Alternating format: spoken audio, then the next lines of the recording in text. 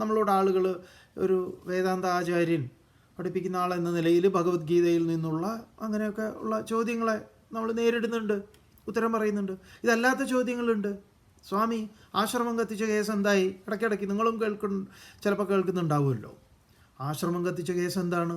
കത്തിച്ച BJP RSS councillor, RSS പ്രവർത്തകരുൾപ്പെടെ 5 പേരെ police 4 വർഷത്തിന് ശേഷം, 4.5 വർഷത്തിന് ശേഷം എല്ലാ ശാസ്ത്രീയ തെളിവുകളുടെയും അടിസ്ഥാനത്തിൽ പോലീസ് കണ്ടെത്തി അറസ്റ്റ് ചെയ്തു. അതിലൊരുത്തൻ ആത്മഹത്യ ചെയ്യപ്പെട്ടു. അവൻ തന്നെ ഇതുമായിട്ട് ബന്ധപ്പെട്ട കാരണങ്ങളിൽ നിന്ന് തന്നെ ആത്മഹത്യ ചെയ്തു എന്നുള്ളതും.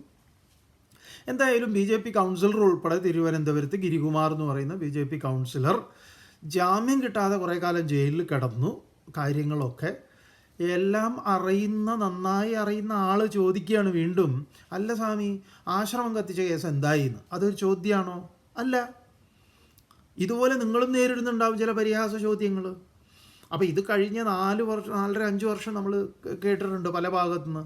അതിന് നമ്മുടെ ഉത്തരം എന്തായിരിക്കും എന്ന് പറഞ്ഞാൽ, നമ്മളതിന് ഞാനല്ല കേട്ടോ, അയ്യോ നമ്മളല്ല, നിങ്ങളങ്ങനെ തെറ്റിദ്ധരിക്കരുതെന്ന് ഒരാളോടും പറയാൻ പോവാറില്ല.